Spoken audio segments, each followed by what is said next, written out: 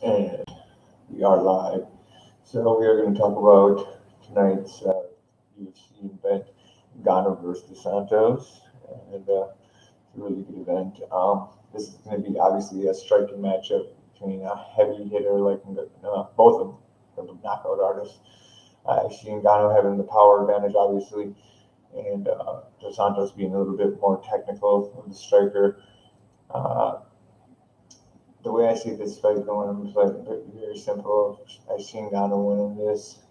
I see him just being a younger, fresh fighter, and I just don't think that Dos Santos is going to be able to break through and do enough damage. I could be wrong, but I just feel Ngannou's power will get to Dos Santos. But if it does go to Santos' way, the way he does win this is basically being a tactician, kind of pick him apart until he gasses, until Ngannou, the gas tank run out, or using some clinch work and going back to his early stuff that he used to do, taking two guys down. So Dos Santos definitely has a lot more ways to win this, but something just told me, like in my gut, that I think Ngannou is going to knock him out. But like I said, I could be completely wrong. Um, get my focus here a little bit better. Sorry about that. So yeah. Anyways, that's that fight. There's some more obviously interesting. We have Maurice Green versus Junior Aldini. That's also on the card. Let me just go through the actual match here, and we'll go through each one. And I apologize for not being better prepared. But so yeah, let's see. Yes, okay, Maurice Green, Junior Aldini. There we open it up. To be honest, I like Aldini's more technical there. More Green, here's kind of similar situation. He's got more power, and he's just kind of I don't know. He's just not that well rounded yet. But from what I've seen, he needs a lot of work. Sorry, my face is in the frame. I wasn't looking at my YouTube. So let's see here. I'm gonna take. Uh, it's a tough one. Let me see what their stats are. Who's taller? When it's close like this, I'll generally go. See, Albini's 14-5, and Maurice Green is 7-2 with he's 6'7". And yeah, so I'm gonna give it. I think Albini will be smart though. He got three losses, so this is a must win. And he's had some tough fights against Alexei Oleinik, Andre Arlovsky, and I don't know who his last guy he fought was. I'm sorry, Jairzinho Rosenstruik. But that guy beat his ass. He knocked him out by TKO head kick and punches. And I do remember that. So, and I probably butchered his name, even though I speak Spanish. And I don't know what that's Spanish, Portuguese, that's like Swedish or some shit. Like the first name seems Portuguese and the last name seems like European. But yeah, I think Albini's got the better experience. He's fought the better fighters. I mean, Maurice Green's fought Jeff Hughes, what who that is, twice. Uh, he's fought, you know, yeah, he doesn't really fight anybody though. No, so I honestly think the way for this to go is Jamie Albini. Um, like say, MMA Icebreaker probably has this. And I would assume Albini's the favorite, but I could be wrong. Um, you do all lines. So I'm going to look at all the lines, and I'm going to give you the lines as well. So let's put my camera down and keep doing that to you guys. So if some of these fights they don't have the lines for, so well, some of them they don't, they don't actually nobody posts a line from us and fights on that video. But in this case, yes, there is. It's pretty much even. They have Junior Albini plus 100, and Maurice Junior the favorite at minus 110. So I think Albini actually can take him down and win, but Maurice Green is a little bit more dynamic in the sense that he's a better striker and dynamic on his feet, so he could definitely do something on his feet. Whereas Albini, if he could be smart, take him down, I think Maurice Green isn't that great off his back. So we're not going to spend that much more time on that fight. Okay, I'm sorry that I bored you guys to death. That Emily Whitmire and Amanda Rivas. And to be honest, I don't know too much about these young ladies. Whitmire I have seen, and because of that, I'm going to go with her. Just say by decision. Dalcha Lungyambula versus Daquan Townsend. Dalcha is a South African fighter that's got a lot of hype behind him. He's got 4 knockouts and 1 submission, 4 decisions, 9-1.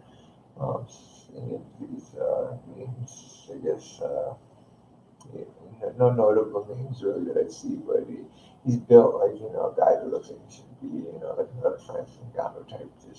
I'm not just saying that because he's black and from Africa. He's just built like that, that body type. We're very athletic and looks like he could be a world beater. But we'll see how his ground game is. And I don't know much about his opponent, Daquan Townsend. He's 18-7. I would imagine Dalcha wins this by devastating fashion because they'll probably set him up for.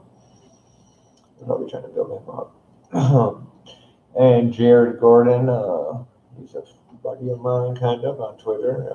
Shout out to Jared. Awesome fight. Signed Dan Moret. And I'm going to pick Jared just because his heart always, he's just got mad heart now. That guy has been through some shit, man. And anybody that's been through the shit that he's been through, people understand that kind of heart. And Jared's got that. He's coming off of 2 losses, so there's a must win for him. And those 2 losses, by the way, were fights that weren't, even though he got knocked out by Joaquin Silva. Like that fight wasn't, like he was getting beat that badly. It was tactically, I think he could have done better. But I'm not going to spend too much time because I'm biased here. So yeah, obviously Jared, I'm going to pick. Just because he's my friend on Twitter, basically, and follows me, and we talk here and there. So Jordan Griffin, also a guy I know on Twitter, and trains, I believe, with Duke Rufus, with my cousin, Brian Bautista, at Rufus Sports. I seen ended knowing Jordan. I've seen him fight since back in the day. And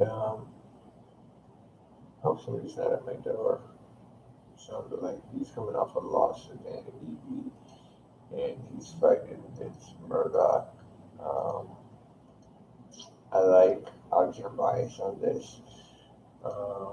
I like that he's taller and he's got more experience, I think, than Vince. And both these guys, are kind of coming off losses of must-win situations for him, but I'm going to go with Jordan by submission in the second round. And all right, Eric Anders versus Vinicius Moreira.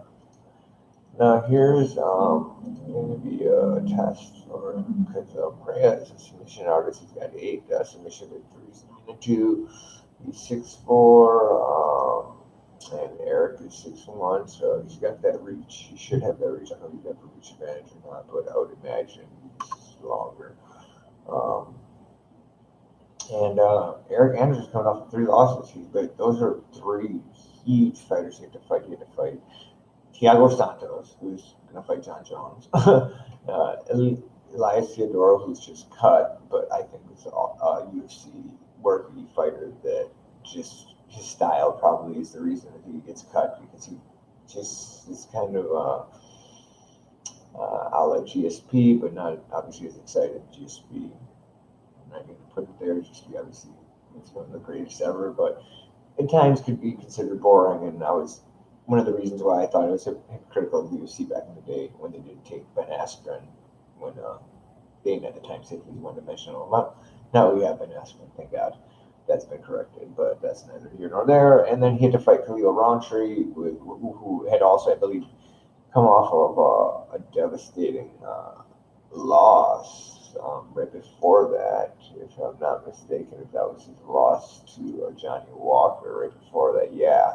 So he was motivated as fuck. So he was really fed, and now he's going to Vinicius. And I hate to say it, but it might be another loss for Eric Anders, even though he's a great fighter. He's just getting fed to the wolves. I think he needed to develop a little bit more. And Vinicius, I think if he uses his athleticism, he can stuff to take down. He can beat Vinicius. So this is out of all of his best shot. So he needs to go out there. But I'll take Anders by. If he wins, I'd say he's going to win by devastating fashion. But Vinicius wins submit Anders, and I honestly think what's going to happen. Even though I want to take Anders, I think Vinicius is going to submit him probably second round, if not first. All right, and after that we have Ricardo Ramos versus Journey Newsom. I don't know much about Journey. Obviously, I know about Ricardo Ramos, and I really Journey Newsom is 7-1. I don't know anything else about him besides that. Ricardo's 12-2. He lost to Saeed Nurmagomedov, who is not related to Habib. I don't think. People say they're just cousins. I think they're just got the same last name. But they are like somewhat. So hopefully, a member of the medical smoker show. I'm sure you guys got cards. So, anyways, getting through this event. Sorry, but I hope that's not off-putting for y'all. So anyway, I'm gonna take Ricardo Ramos by. It's a tough one. By decision. Really not that tough. Alonzo Bennyfield versus Paul Craig. It's a tough fight for both these guys. Alonzo and I got a lot of things open, so I'm trying to close it. Even though I have a beast of a computer, for some reason my computer's acting very slow, and it's my internet. Alonzo Bennyfield is 8-0, and Paul Craig. Yeah, I wanted to say he's already got a couple of losses, but I can't see his record right now because my computer is slow, so just bear with me. I'm trying to close out all the other windows I have here. In the meantime, you guys can enjoy watching me smoke this grapes. Yeah, he's got 3 losses. I thought he had 2, but he lost. That's right, he lost to Tyson Pitts early on as well.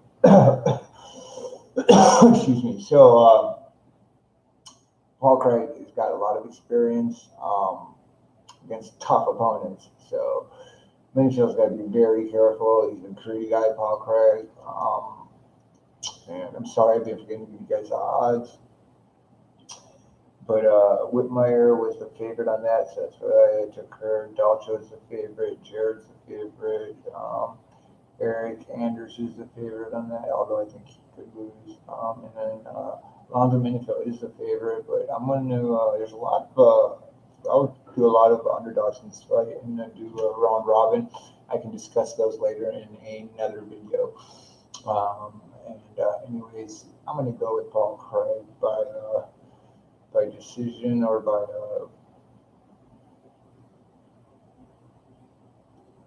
just for the hell of it.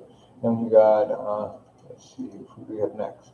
Drew Dober, Marco Polo Reyes. What a great fight that could be. Both these guys bring it. I like Marco Polo Reyes a lot. I like Drew Dober. Drew Dober's 20-9. tons of experience. He lost most recently to Beneil Darouche, and Marco Polo Reyes is 8-5. But lost most recently to Beer Hazlitt. So I think that Marco Polo has got a little bit of he's more rangier, but Drew Dober is like a little pit bull, and if he takes him down, it could be a long night. For Marco Polo, that said, we got Drew Dober as a favorite, so I think I'm gonna take Drew Dober by basically ground and pound or decision. And then we got Roosevelt Roberts versus Vince Pichel, Vince, whatever his nickname is, from Hell Pichel. Roosevelt Roberts, I'll be honest, I don't know much about this guy. He's 8-0 though, so he's fighting, let's see, Thomas Gill from the UFC and Daryl Horcher, who is a good fighter, and was in the Contender Series and won. So yeah, he's seems like he's flashy, got 3 KOs, 4 submissions, and he is the favorite. So I'm going to go with him by KO in the second round. Then we have Damian Maia versus Anthony Rocco Martin. Obviously, Maia's the favorite, and I think he will submit Rocco in the second round. I'm not going to get too much into that fight. And then we have Jussier Formiga versus Joseph Benavidez. And damn, this camera, guys, I'm so sorry. Again, I have to keep refocusing. It's a shitty camera because my 360, because YouTube changed the mobile things. Neither here nor there. But anyways, so maybe by Anthony Rocco Martin. And then we have Joseph Benavidez versus Jussier Formiga.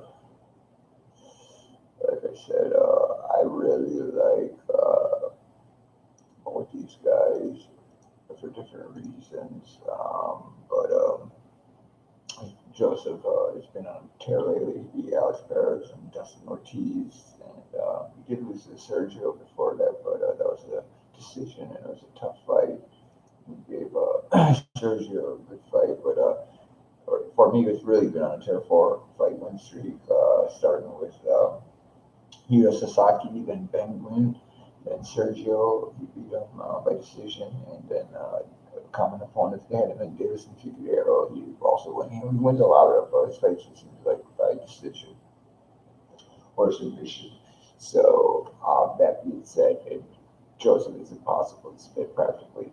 I see this be a tough fight. I have, let's see, they have Benavidez the favorite, so do I. I think he wins it by decision. And then I already told you what I thought for the main event. And so that's that. And you guys tell me why my camera sucks and why I need to stand up straighter. And you can tell me all that bullshit later if anybody watches this shit. Too bad I couldn't show you guys, but I'll see you on my street.